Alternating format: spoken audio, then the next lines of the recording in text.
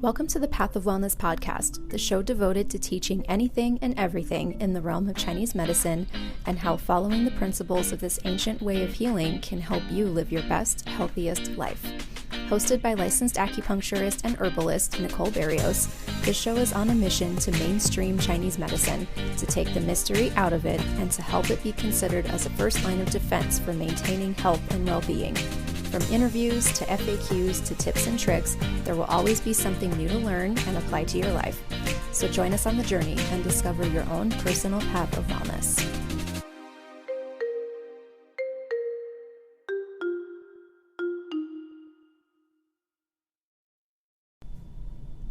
Welcome back to another episode of the Path of Wellness podcast, the show that is all about taking the mystery out of Chinese medicine and acupuncture. I'm your host, Nicole Barrios. I'm a licensed acupuncturist and Chinese herbalist. And for this episode, this is the first day of fall. Technically, it's the day before the first day of fall. So I guess today is the official last day of summer.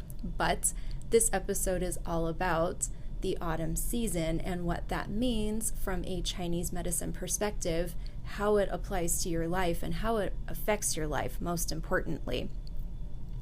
In Chinese medicine, there are 5 different seasons and 5 different elements that correspond to each different season. So we all know, spring, summer, fall, and winter. The 5th season is technically, from a Chinese medicine perspective, it's called Indian summer. We're technically in Indian summer right now. It's kind of like the end of summer. I live in southern Arizona, and we have a monsoon season here that happens from like July to September. Like, we're technically still in monsoon season. So Indian summer is basically monsoon season for anybody who lives in southern Arizona. And like I said, there's 5 different elements that also correspond to each of the seasons. The wood element is related to the springtime. Fire is related to summertime. The earth element is related to the Indian summer, like what we're in right now, or monsoon season. Winter is the water time of year. And because we're heading into the fall as of tomorrow, the Autumnal Equinox is tomorrow, Thursday the 22nd, although it might be a day or two after this episode drops. But that correlates to the metal element. And that's what I wanted this episode to be about, is all about the autumn, the fall, and the metal element, what the heck that even means, and how it applies to you, basically. Because this podcast is all about taking the mystery out of Chinese medicine, I figured this would be the perfect opportunity to kind of dive into this a little bit. I've been in practice for over 8 years now, and through that time, I have seen, like all the seasons that come and go every year, like the wheel of the year. It's always turning, things are always ebbing and flowing and shifting. And what I've noticed is that as the seasons shift, people shift with them, whether they're aware of it or not. And when we're shifting into the fall, or the metal time of year, people definitely shift with this seasonal change as well. And I'm going to describe what I've observed in my clinical practice, how people shift, and just also some tidbits from Chinese medicine theory and all that good stuff, since we're all about taking the mystery out of this medicine. Because tomorrow is the autumnal equinox, first I wanted to describe what that even means. If you've ever seen it on a calendar, like, you have a calendar up on the wall and it says the fall equinox, that's the official first day of fall. Basically what that means is that the amount of daylight and dark light, dark time, the amount of time that the sun is up versus the amount of time that the sun is down is about equal. There are 2 equinoxes every year. One is the autumnal equinox, so that's the first day of fall, and the other one is the vernal, or the spring equinox, which is the first day of spring. And those are the 2 points out of the whole year where there's just about equal daylight to equal nighttime. And then there's also the summer and the winter solstice, and that's when you've got the longest amount of daylight during the year, which is the summer solstice, and the shortest amount of daylight during the year, which is the winter solstice. And that happens right around Christmas time in the northern hemisphere. I live in the northern hemisphere. I studied abroad in the southern hemisphere, but otherwise I've never actually lived a full year down there. So I can't attest to what happens in the southern hemisphere. So anybody who's listening down in the southern hemisphere, I apologize. I suppose you can kind of flip this around. I think that works. Yeah. But for those of us in the northern hemisphere, as we approach the autumnal equinox, tomorrow is the day, or basically September 22nd. So it might be after, if you're listening to this episode after that particular date, but it's one of the 2 days during the year where there's an equal amount of daylight and darkness. And then after that, as we continue to progress towards the winter solstice right around Christmas, that is when the days start to get shorter and shorter, and eventually you've got longer and longer amounts of nighttime. And so what does this mean? How does this affect people? So we're coming from the summer season, the spring and the summertime, and those are what we would call the more yang times of year. So there's yin and there's yang. Most people have heard of yin and yang. Yin is more feminine, I guess you would say, more nurturing, more cooling, more dark. Yang is the opposite of that. You can't have one without the other. They have to coexist together. Yang is more masculine, it's more energetic, it's more light and warm, that sort of thing. So spring and summertime are considered yang times of the year because we've got more daylight, from the spring equinox all the way to the summer solstice. We've got increasingly more amounts of daylight. Actually, it's from the winter solstice to the summer solstice that the daylight keeps getting more and more during that 6-month period. And then from the summer solstice back down to the winter solstice, the daylight becomes less and less, and we have more and more darkness. And so now that we're at the midway point, the midway point between the two solstices, this is where we're coming more into the yin time of the year. The fall and the winter are definitely more yin times of year. So what does that mean? This is a time where we kind of start to slow down a little bit, or we should anyways. If we were living in a perfect world where everything was in harmony and balance, that is what should ideally happen, is that you would be slowing down, starting to take things easier, resting more. A little bit in the fall, definitely more so in the winter time. Winter time is like hibernation time. And, kids who are in school, or parents who have children that are in school, they've got that 2 to 3 week winter break. That's pretty much exactly what anybody should be doing during the winter time, is just hibernating. But in the fall, since we're fresh off of summer, it's the process of starting to wind down, starting to get to the place where once we hit winter, we're ready to just hibernate. And, traditionally, it's not as much now because we have more modern agriculture methods, but in more traditional societies, this is the time of year where communities were harvesting. They spent all spring and summer growing their crops, and this is the point where they're starting to harvest things as they prepare for winter.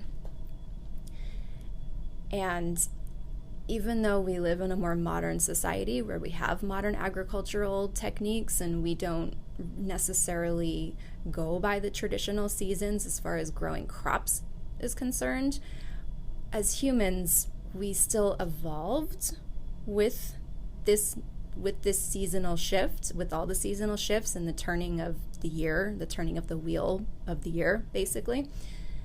And so we're still impacted by this.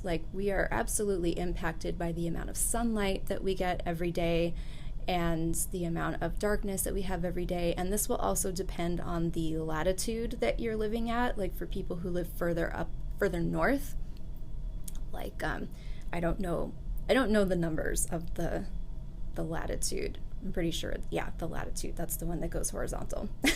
Talking out loud here. But people who live like in, Scotland, Norway, like northern parts of Canada or Russia, like they will have less daylight as we get more into the dark time of the year. And I'm pretty sure there's certain parts of those areas where you'll have like 30 days of just nonstop darkness. And the opposite is true during the summertime. They'll have like 30 days of just nonstop light, which sounds interesting. I've never like lived in a climate that's that far north, so I don't really know what it's actually like to live in a place like that. But for everybody else who lives in the northern hemisphere, that's kind of how it is. We have just, less daylight at this time of year and increasingly more darkness. And this absolutely impacts us.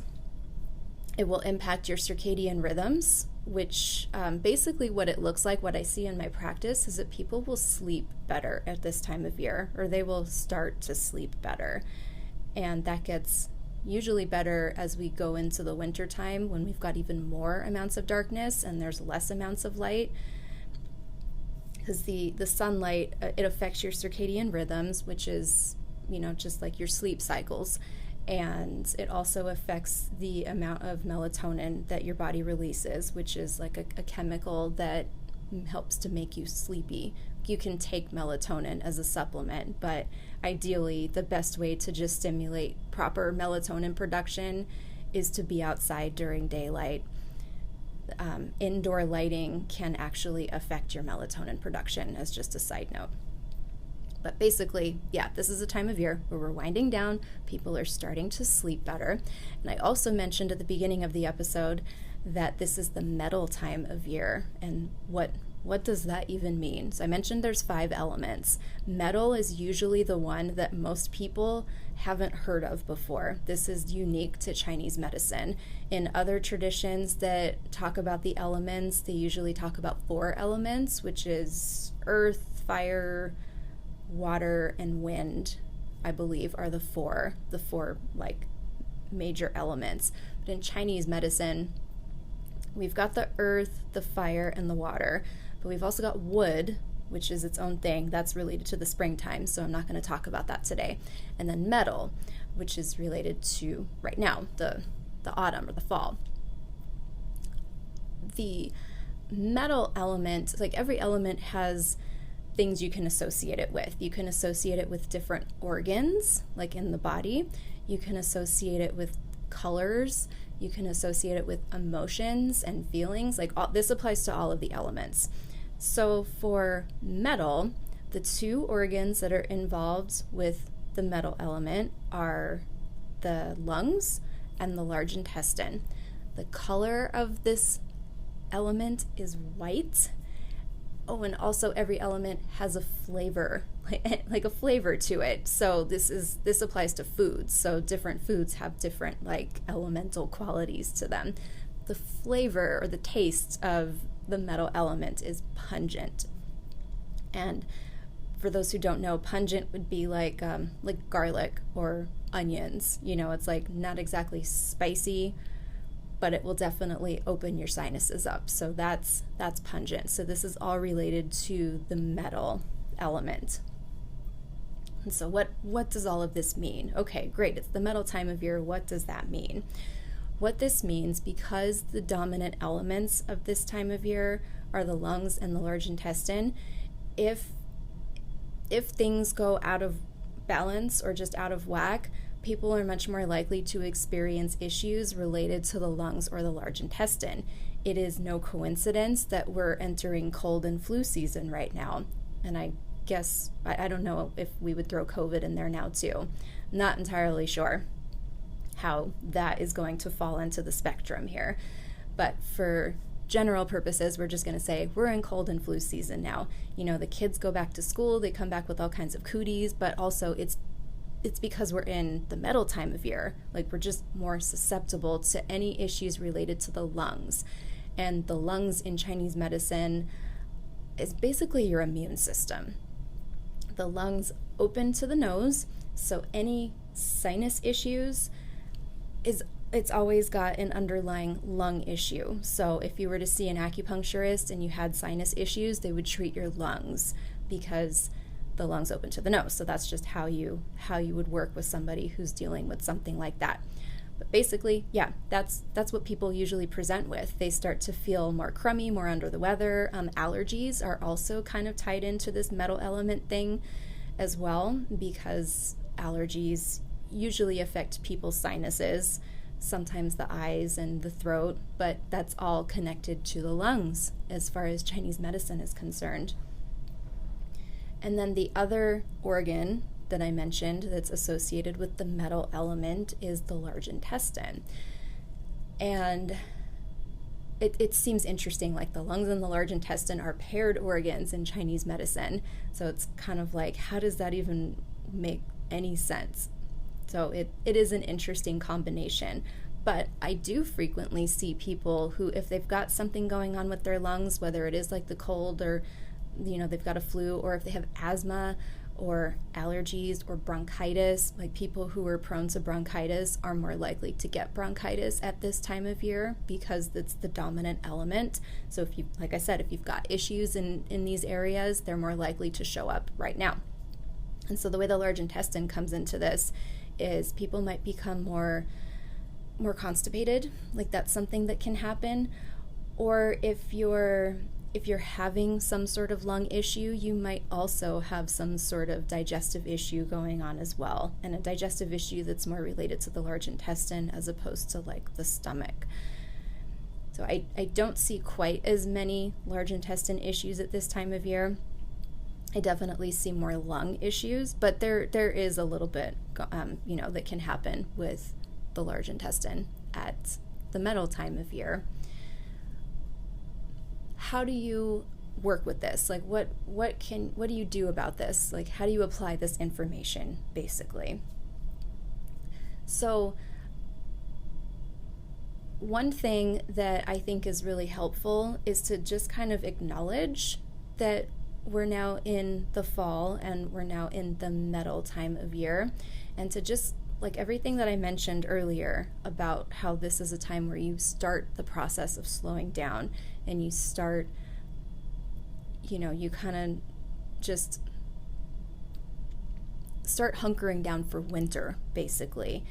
Even though we don't live in that sort of society anymore, it's still important to try to follow that formula as much as possible. So whatever that looks like to you, if that means maybe you start going to bed a little bit earlier every night, or maybe you, if you can, allow yourself to wake up just a little bit later every day, like really start to increase your sleep quality. And also temperatures start to cool down at this time of year too, and the weather gets drier. So something that's helpful at this time of year is to bring in a little bit of water.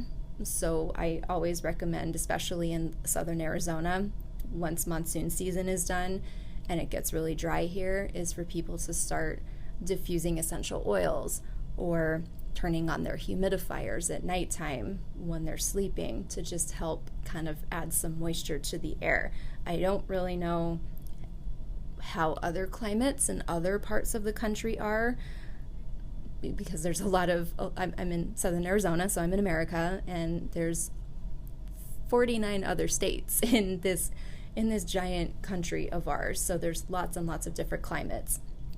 But in general, I think a lot of other climates do have really dry winters. Even if it snows, like it's still a drying time of year, and that can affect the lungs too. That kind of goes back to the and the large intestine, which goes back to the constipation issue. If things are dried out, they're not going to move as well. And the people who are prone to bronchitis or even like laryngitis, like losing their voice at this time of year, usually it's, well, one, it's because it's the metal time of year, and two, it's because it's usually dry. And for those types of people, who get dry type laryngitis. This has happened to me several times before, so I'm pretty well versed in this, but something that's really helpful is to do more seasonal eating. And what that means is just eating things that really only grow at this time of year. And like I said, we've got more modern agriculture now, so things kind of grow all the time, pretty much whenever. But if growers and farmers are following a more traditional way of agriculture, there's still certain crops that really only grow at certain times of year. And in the fall, in the northern hemisphere, pears, I couldn't remember the word. Pears are one of the fruits that are kind of abundant at this time of year. You'll start to see them in the grocery stores, as well as like squashes and pumpkins, that sort of thing. But pears in particular are really, really moistening. Like if you bite into a pear, they're super like watery and kind of juicy. They're the perfect fruit to eat at this time of year because they help to nourish dryness, especially if you have any sort of lung issues where you've got a dry barking cough, or you've got that dry laryngitis where you just feel like you can't drink enough water. Having pears is a really good way to mitigate that. Another thing that you can do with the pears is you can kind of cut one up and lightly steam it and add a little bit of honey to it. That's a fabulous way to just kind of moisten things up. It can also help with your digestion if you've got that large intestine issue and things are a little bit sluggish at this time of year. So those are two things that you can do, or a couple things, three things that you can do at this time of year to just kind of help live more in balance with the shift in the season, get more rest, take things a little bit slower, bring more moisture into your environment, and to eat things that are more seasonal, things that are growing locally. Go to farmers markets if you can, like see what's actually growing where you live. And it'll be different depending on the area that you're in. But yeah, anything you can do to just try to live a little bit more in harmony with what's happening in the world around you will help you to feel more in balance, which will help you get through the seasonal shifts easier and will help make your body feel stronger and more robust and less susceptible to catching colds or getting the flu or COVID or digestive issues or whatever. Another thing to be aware of with the metal time of year, every element also has an emotion associated to it, like a dominant feeling. Now the dominant feelings, or emotions, it doesn't mean that that's the only feeling you're going to feel during that time of year. It just means that if you've already kind of got something going on in this particular area, it might flare up a little bit. It might come to the surface, get your attention so that you can see it better and deal with it better. This is not a bad thing. It's meant to just, again, help you live more in harmony with the season and what's going on. The dominant emotion for the metal time of year is grief and sadness. This is a time of year where if you've lost somebody, you might start to feel that pang a little bit more, especially if somebody close to you passed a while ago and you feel like you're mostly recovered from it. This might be a time of year where you start to feel a little more sad about that. For people who struggle with things like depression, this might be a time of year where you're feeling a little bit more down. We're also starting to get less sunlight at this time of year, so there could be an element of depression related to like seasonal affective disorder when you don't get enough sunlight. That's a little bit more prevalent during the winter time. And again, it depends on the climate that you live in or the latitude that you live in and what the weather is like. But in general, this is a time of year where you just might be a little bit more prone to being sad. And there's nothing wrong with this. I like to think of myself as an emotional expert. I've dove, I don't really know what form of the verb to use there, but I've gone headfirst into so many emotions over the last, I don't even know how many years. I feel like I'm really, really good at it. And what I've noticed with other people as well is that if they're willing to face their emotions and actually feel them, the emotion will have significantly less power over that individual, and it's easier to move through it. And we're supposed to be emotional. We're human. We're emotional beings. We're not meant to just be happy 100% of the time. I think that would be kind of creepy, actually, if we were all just like Stepford people, just happy all the time. We're supposed to have feelings. We're supposed to have emotions.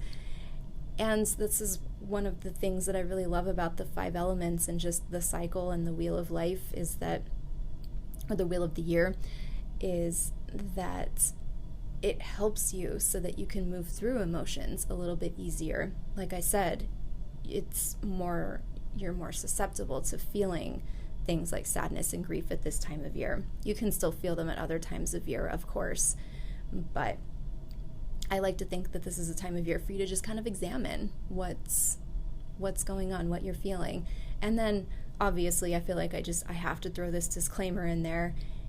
If it's too much for you to handle, go get help, whatever that looks like for you, whether that's therapy or talking to your doctor and getting on a medication or finding a support group or whatever it is you need. If you need help getting through big feelings, get the help that you need. But if it is all possible for you to work through whatever feelings come up at this time of year, just do it. Do it to the best of your ability, because it will help you be less likely to have other issues with your health, especially related to the lungs. Something that I have noticed pretty much since I was in school, like in student clinic, I would notice that anybody who was struggling with grief or sadness or depression, or they just lost somebody, they would always get sick. They would either get the flu, or they would get pneumonia, or they would get some lung issue, or if they had like a low level asthma, they would suddenly start having asthma attacks. So I've been observing this firsthand for well over a decade now. When people have any sort of grief or sadness, it does affect the lungs. It's pretty crazy, actually. And there's nothing wrong with this. It just means you need to kind of support yourself a little bit more and give yourself a little more TLC. And if you can, see somebody like an acupuncturist or an herbalist who can help balance out this metal element, this lung, large intestine thing, to, one, help you recover from whatever you might be going through, like physically, also help you process things emotionally, and also just help to make it so that you're less susceptible to getting, diseases in the future.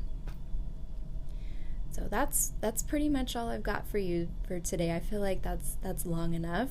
That kind of covers the metal element in general, a couple different aspects of the metal element, how to live a little bit more in balance with this time of year.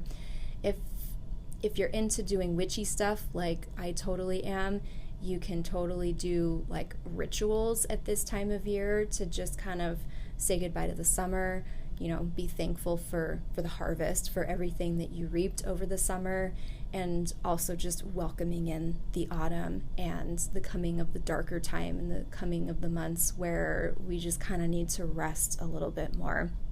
And I know it's hard in modern society, but anything you can do to just start kicking up your feet a little bit more, bundling up more, eating more pears or more squashes, all of the wonderful autumn foods. I know everybody's all into the pumpkin spice thing right now. Like that's perfect. That is perfect, in perfect alignment with the metal element and with the fall season. So whatever you can do to just soak up this time of year a little bit more, it will help you with your health, both mentally, physically, emotionally, spiritually, all the aspects of health and wellness. That's pretty much all I got for you guys for today. Let me know if you have any questions. If you like this episode, feel free to leave a review on the podcast. Or if this is wildly confusing, let me know too, because I'm still new to podcasting and I have a lot to say, and sometimes I wonder that I'm saying too much.